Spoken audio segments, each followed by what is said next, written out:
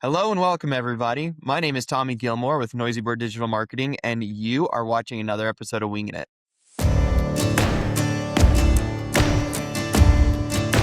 If this is your first time here, every week I'm talking with a different business owner, and I'm especially excited today. I'm talking with Craig Kelsch. He's from A Plus Garage Doors. You guys have probably seen his trucks around if you're in the Mountain West area. They've expanded like crazy. They got a really cool logo. Craig, I'm really excited to chat with you today. Thanks so much for being here and letting me sit down and chat with you. Tommy, thanks so much for having me. I appreciate it. And yeah, it's exciting to be here to talk to you. Yeah. So some quick background about you, Craig. We talked about this right before we started. So correct me if I get anything wrong here, but you started A Plus Garage Doors with your sister Carrie about 5 years ago.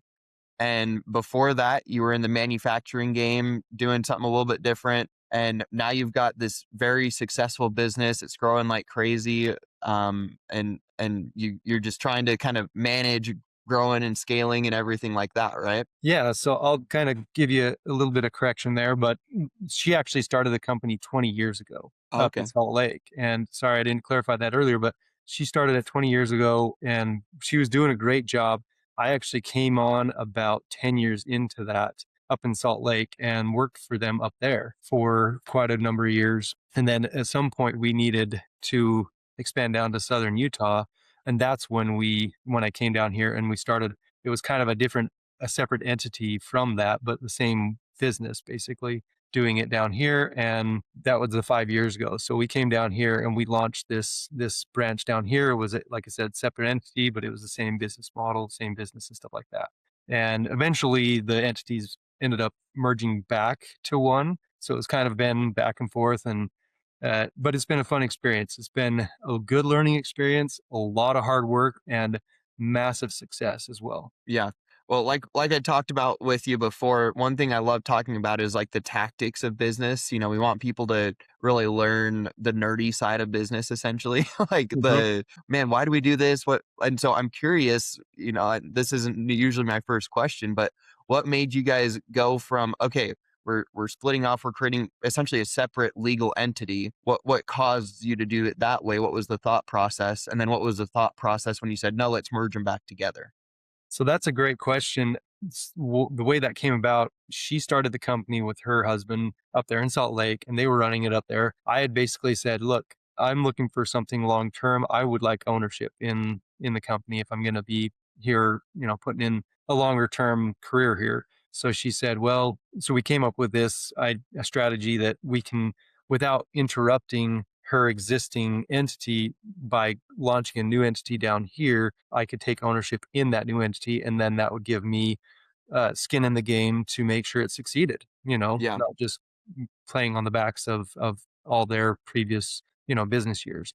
And I agreed, and that made a lot of sense. So that's kind of the way that's the way it kind of matured that way. What we found was there's a lot of things that we could take the load on, like dispatch and payroll and accounting and stuff like that. We could share those burdens, which we already knew that, and we would basically just outsource. I was outsourcing it to them as a different entity. But in the end, we kind of started to see, okay, well, if we do, there's some other benefits such as purchasing and also making the company showing its true size and volume by having both companies under the same entity instead of split. So that's kind of how it kind of worked out over the years. Is we're like, okay, there were reasons why we did it separate, but now we can see more advantage to actually bringing it back together.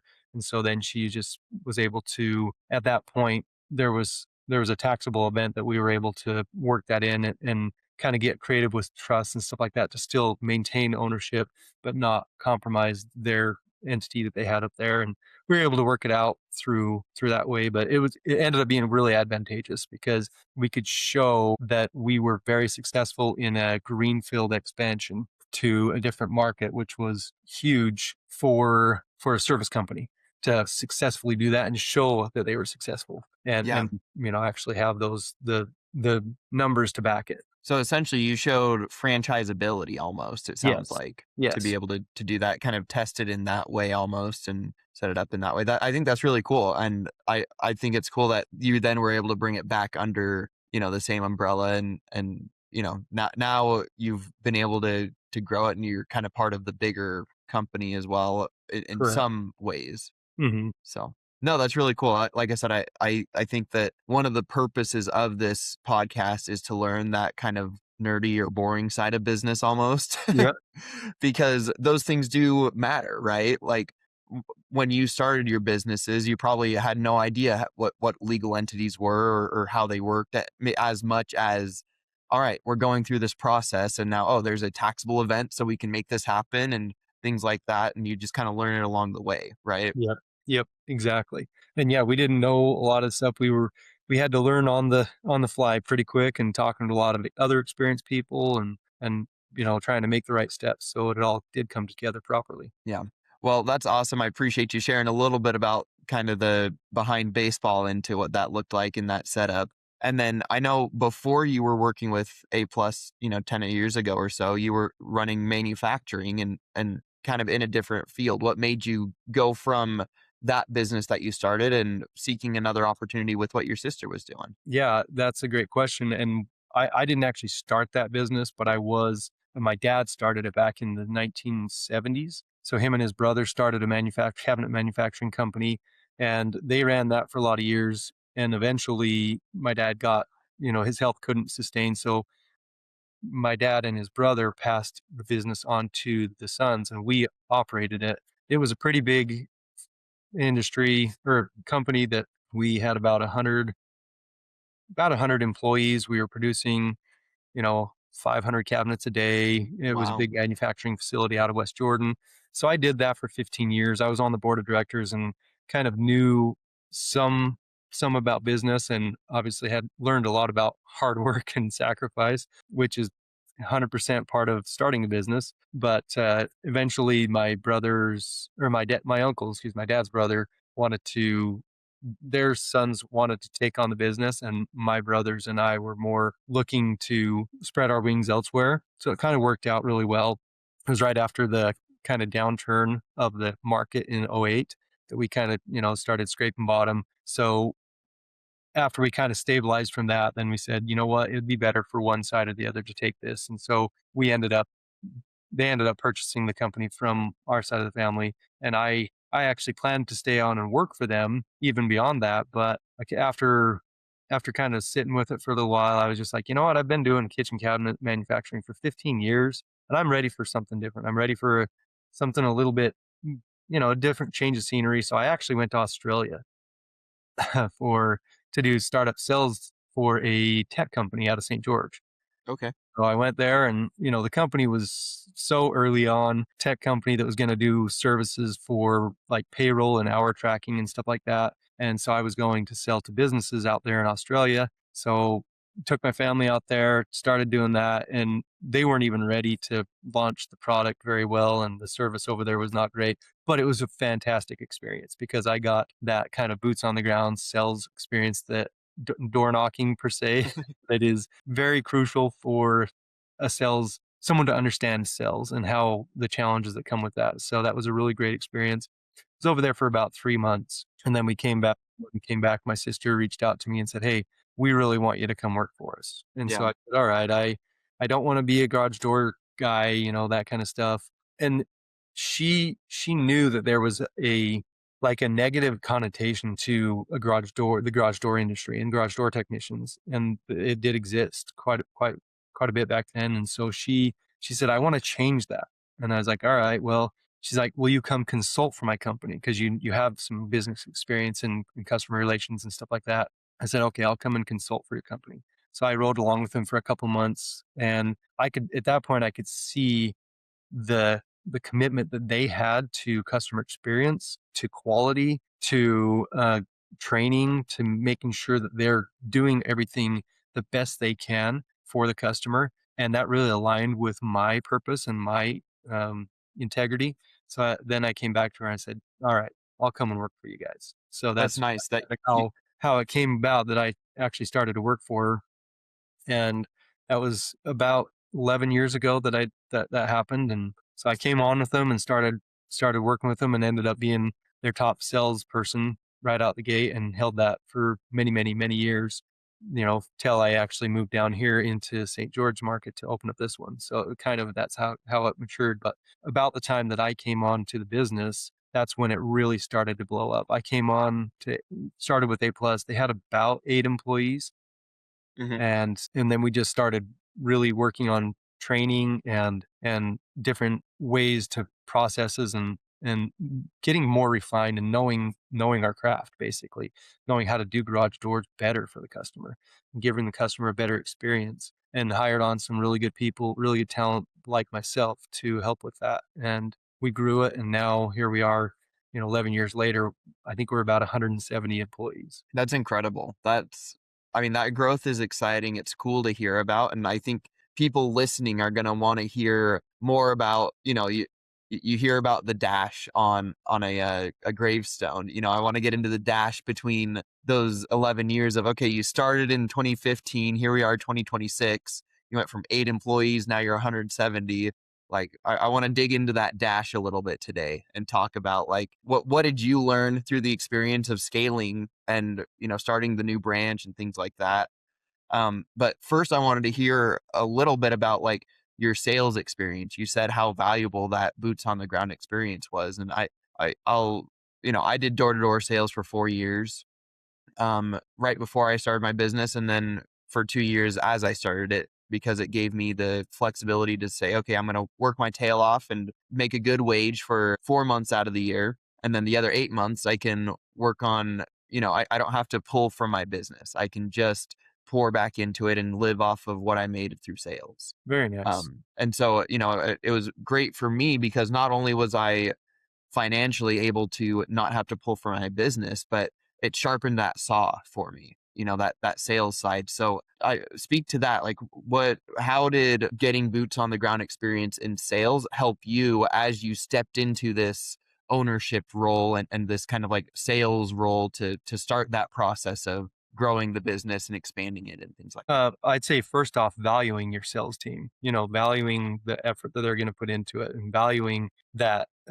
One big challenge coming from the manufacturing side was we always saw the salespeople as like they do nothing and they get all the money, and that's a common thing coming from the back side to the front side, or if you want to call it that. But then being on the front end of it and seeing how you have to interact with the customers and how much effort you have to put in of yourself to like attentively be there for the customers and be available and really take care and provide service that's top notch. It brought a new perspective for sure. And so then you start to see, okay, I can see why the salespeople make the money is because they're putting in the hours that you talked about, that they're grinding way more than any of the back end people think. They're not clocking out at 4:30 and going home and being done for the day.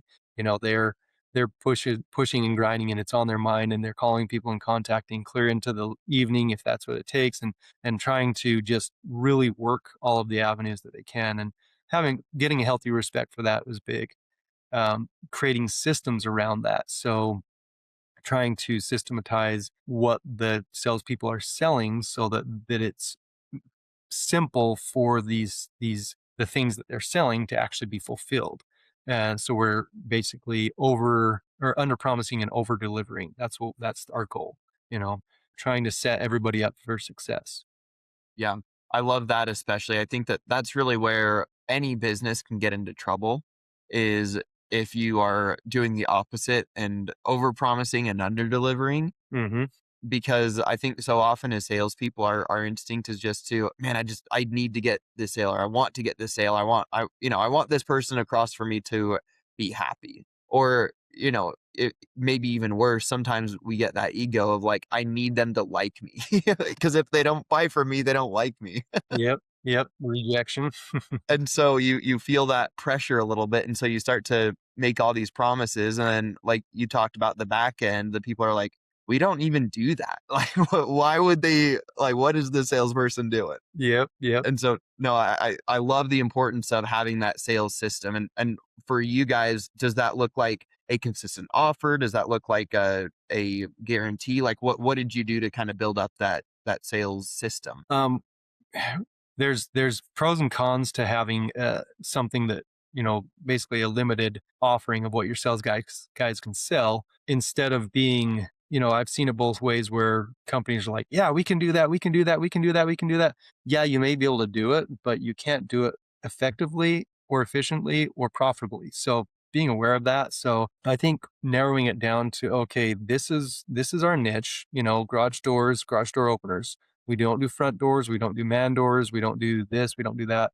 We don't just be knowing your limits and knowing what the sales guys can sell and what that looks like. And then if you'll still have people like, well, this customer wants us to install their customer provided door. Okay, that doesn't we've learned that doesn't work very well because parts are missing, or it's incomplete, or it's damaged, or it's, there's so many variables that we can't control in that, so we don't like to do that, and it doesn't really set us up for success. But we don't want to say no. We don't want to basically not take care of the customer. So in essence, we kind of concluded we'll say yes to these jobs that are likely going to be a struggle for us, but we're going to price them accordingly. Yeah. So if they don't like our price on that particular thing that doesn't make a lot of sense in our wheelhouse per se, we'll still try to take it on and try to take care of the customer.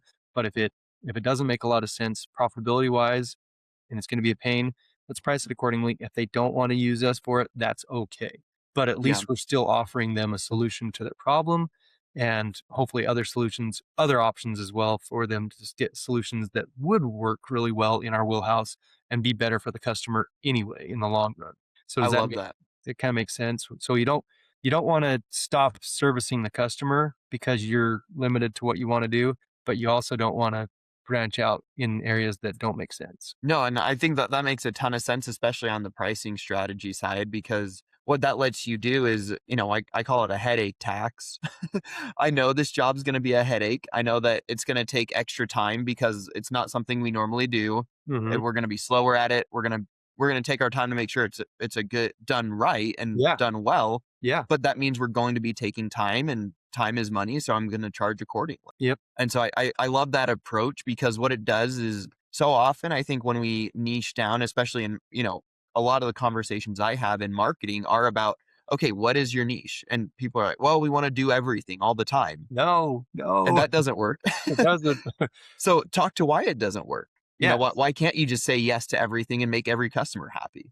If you had just incredible team and training processes already in place, that's a possibility. But I'll, just be honest, businesses don't have that already set up, and it's not already there. So to grow that out, it takes time and attention, and uh, a lot has to go into that. So, we get that question asked a lot. Do you guys do front doors, with your garage doors? No, we don't.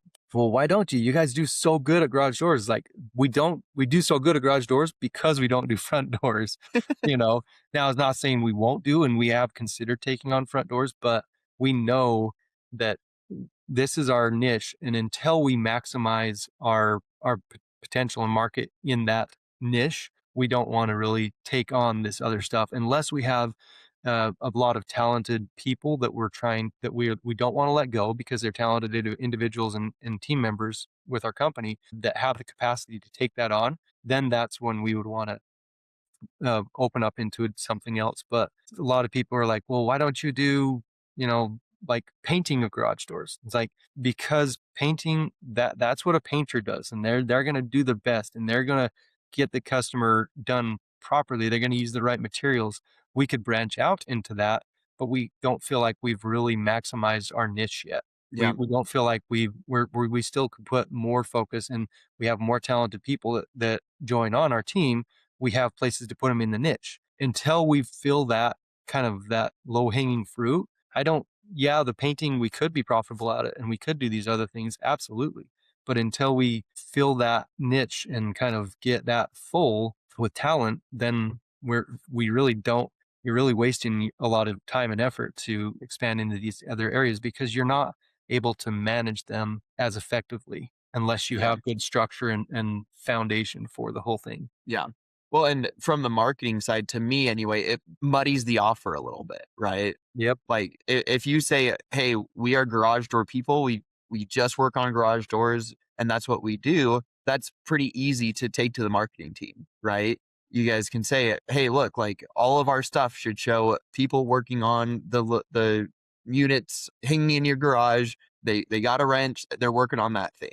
You Yep. know, if you Yep. start hanging up front doors, if you start showing people painting a garage door, then people are looking at that like, wait, what do they do? Yeah.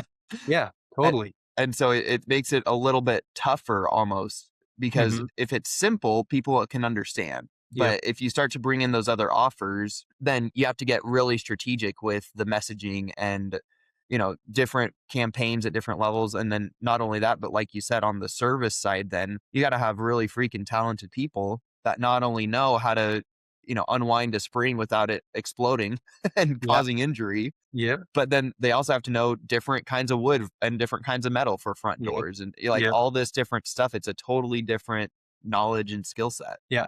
You almost wanna treat it like it's a separate entity, a separate business because that's how it kinda needs to operate. Yeah.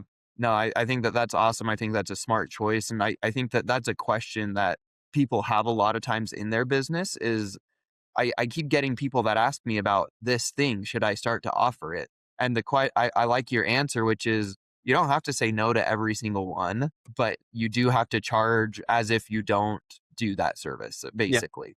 Yeah. Because then, like worst comes to worst, you make a lot of extra money. Yeah. And best case scenario is you start to realize, oh, we can do this. We can build a system for this, and we can start to incorporate this either within our business or, like you said, maybe even starting like a sister company that, hey, this is all that they do, and we just refer all of our jobs into that, Yeah. kind of funnel it into it. And we've expanded, we were originally just residential garage doors and services and stuff like that. But we kept getting a lot of demand for commercial. And so we are like, we don't want to do that. We want to kind of stick in our niche.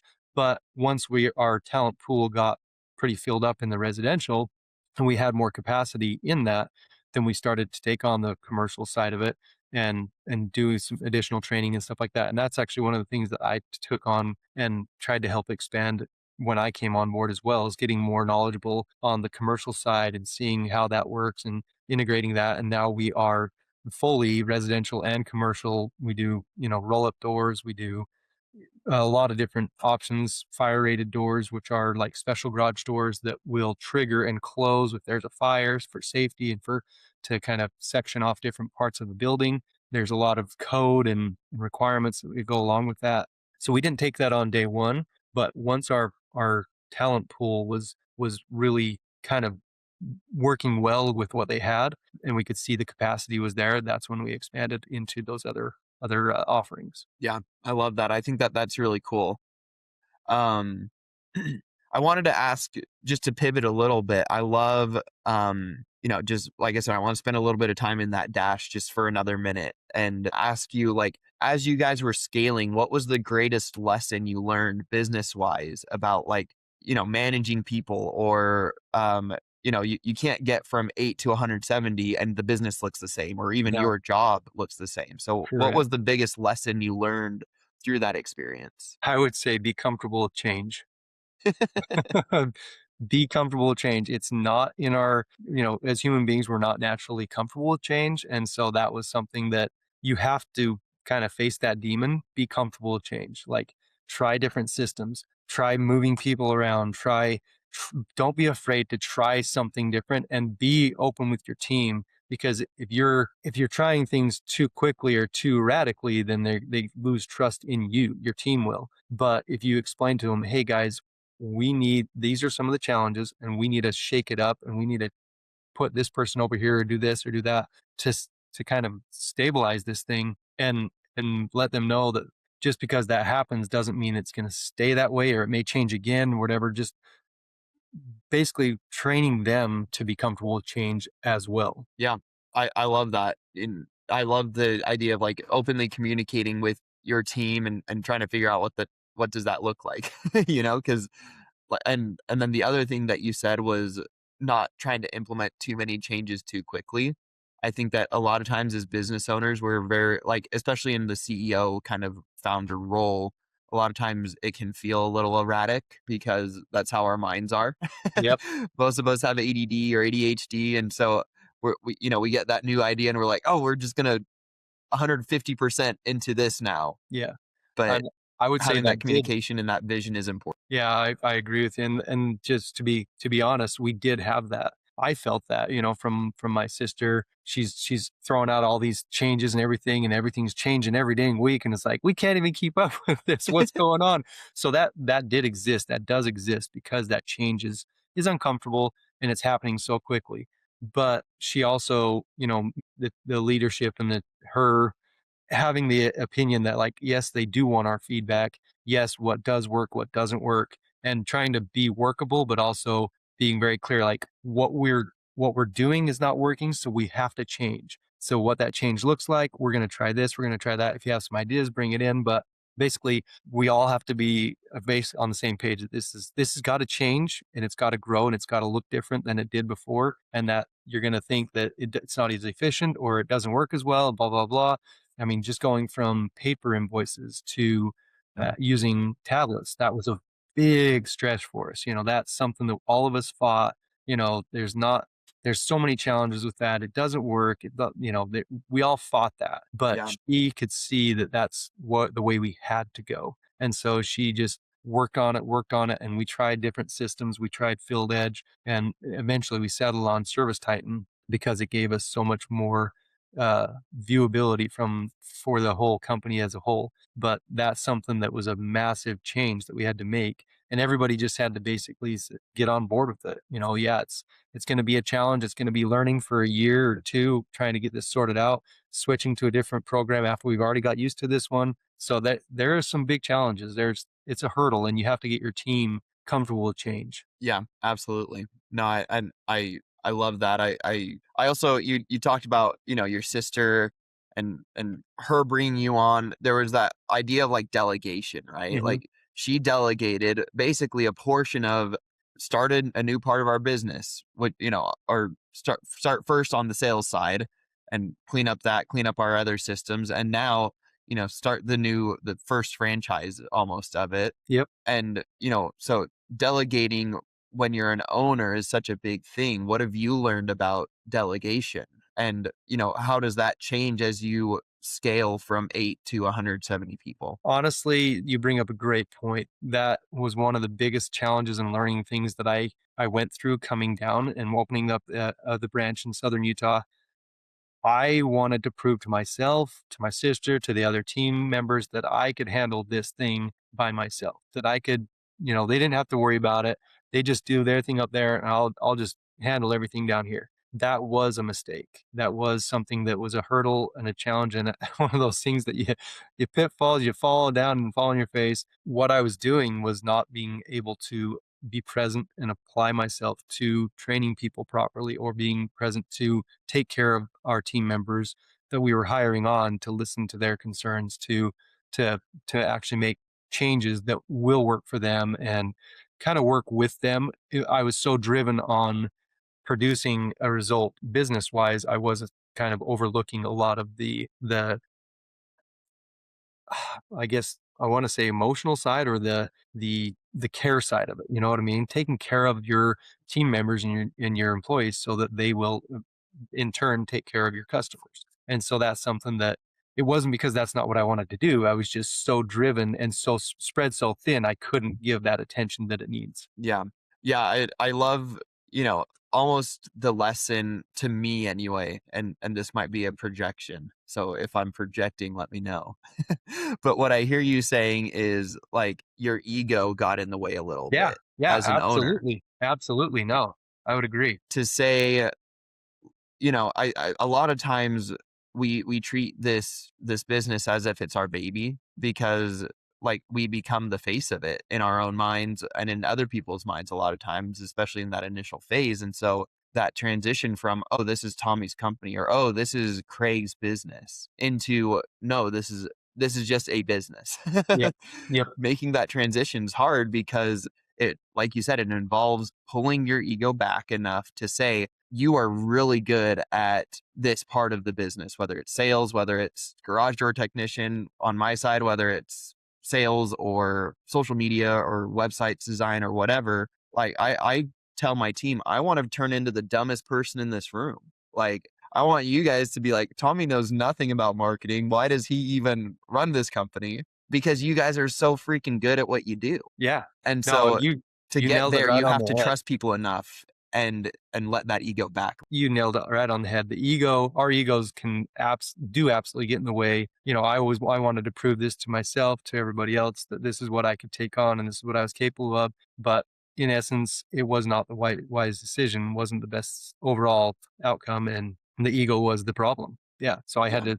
I had to face that. And thankfully, management, my sister and other team members up there that had been working there, they were able to have that conversation and say, hey, this is what we're seeing. This is what's going on. And like, instead of taking that as an attack on me, they were trying to help me face that and work through it um, versus taking it as a negative. It's completely a positive because that's how we grow. And so that's something that it was, obviously hard for anybody, but having a team that wants to help like that is so crucial, and relying on them and knowing that you cannot create massive success without a whole team. Do not get this idea that you are the one. This whole team is all working together and you need to be a part of that team instead of your own lone wolf. Absolutely.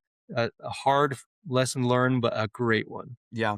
No, I love that. I think that that's something that is easy for us as founders or CEOs or like whatever that bigger role looks like, that higher up role. It's easy for us to get into that ego state and feel like I just, I was listening to a podcast the other day. He called it pulling the emergency brake. The old cars that you had the actual physical handbrake Yep. Yep. and you could pull that, and what it did is, it just stopped everything. It just, the tires stopped spinning, and and he's like, that's exactly what happens if you just sit and play the CEO card all the time. Yep. Yep. Is, you're like, no, we're not going to do that because that's just not what we do. That's probably the suckiest answer you can give, and it just stops all the wheels from spinning because all of Yeah. a sudden the system just isn't working anymore. Yep. So yeah, I love the advice. I think that like we've talked about, ego is just such a big it's such a big thing. And I think it's important for us to be conscientious about it. You've given some great advice already, but I did want to ask, you've been in business for a long time, you've had a lot of different roles. What has been the best piece of business advice that either you've been given or you've read? And I also wanted to ask, kind of as a secondary to it, what did you do to put it in place and what did it do when you did? Good question. I think planning is crucial. Like there's so many people that and I'm guilty of this as well, but basically you want to get out there and just start doing things or try things and making a good plan for your business up front. So one thing that we did when we wanted to move down here, from our experience up there in Salt Lake, we know, okay, we need a warehouse with a certain amount of stock so that we can quickly service customers and do such and such, and we want this to look like this. So we automatically upfront allocated, several $100,000 to startup capital, basically saying, okay, we know the inventory is going to cost this, the warehouse is going to cost this per month. This is how long we anticipate it's going to be before we see profits, and actually having a good business plan before we pulled the trigger made it way better because we were more prepared. We weren't basically out there selling things and struggling to get it on the back end to deliver to then follow in that same cycle and have cash flow stresses and strains on top of already the other complications and challenges that you're coming into. So that making a great plan and having things and people, team members in place to actually fulfill it. We brought down myself as well as an installer because I knew that uh, if I'm out there selling and doing that side of it, I need someone to come behind me to be able to install and fulfill what I'm selling. So having a good a good plan is, I would say, probably number one, and that is how we implemented it. We got me two experienced guys, myself and another experienced installer. Both of us moved down here to the southern Utah and started doing it. Started business down here. We were profitable in 3 months, I believe. Wow. Less than 3 months. It was like 2.5 months before we were profitable, which That's is killer for a absolutely incredible. for a new service business, that is Yep. awesome. Yep. What do you attribute that to? Do you feel like it was just you struck a good market? Were you guys lucky? What was it that you feel like happened that made you profitable in 3 months? Great question. I think it was a lot of things. I think the market was really ripe and ready. I could tell you that just from coming down here and starting to do services. All the other garage door companies were just nobody would answer their phone, nobody would show up to do the work, nobody would do good work. It was just a lot of like, oh yeah, it's going to be next week or whatever, instead of getting people taken care of right away. So the market was ripe, but we came prepared. We had our trucks stocked, a good functioning truck that's not going to break down every week. It's in good working order, newer, lower miles. It's built out properly. It's loaded with almost 10,000 pounds of equipment and truck ready to go to service our customers, rather than, oh, I got to go back to the shop to get that part, or I've got to order that in and come back next week to do it. So the processes that we already had nailed down for this, we had already figured out, that really made a lot of difference here. And then, and then having the team up there in Salt Lake take care of a lot of the dispatch, a lot of the payroll, a lot of the back end work. So I didn't have to take my focus off the sales and servicing the customers to try to do a lot of that stuff. I was still involved in handling a lot of that, but they were handling the majority of it, which was great. And the Yeah. way that we worked that is, like I said, we would just basically pay them for their services because we were a separate entity. So it was still a cost. It was a cost to the company, but it was worth it. Yeah, it was something that let Acting you on that way. guys like you said, it freed you up to focus on sales. That's one of the biggest things that I struggle with in my business is, because of my sales background, that's my best role right now is outreach and finding new people to talk to and finding new businesses that we can work with. Yep. And every minute that I'm, meeting with my team or every minute that I'm looking at our own payroll or, whatever those back end things are, even if I spend 5 hours a week in those things, if I had 5 hours extra of sales time and sales meetings, you know, Yep. but like you think about the cost trade off, right? And so, if it's, hey, it's going to be $500 to get somebody to pay my payroll, I have to look and say, can I make an extra $500 with 20 hours a month if I'm spending 5 hours a week doing these things? And usually the answer is like, probably, yeah. And even if it's no, you should still look at it again, because they're going to do it so much quicker and more effectively you. And because, as we all know, multitasking is not a real thing. We can't really get our brains working in two different areas. We can jump back and forth a lot, but when you're jumping back and forth a lot, you lose a lot of coverage in whatever area because you're not staying on point. And so I think there's a huge aspect to look at as far as the distraction. Absolutely. Well, Craig, this has been really incredible. It's so fun to talk to somebody that it has done it.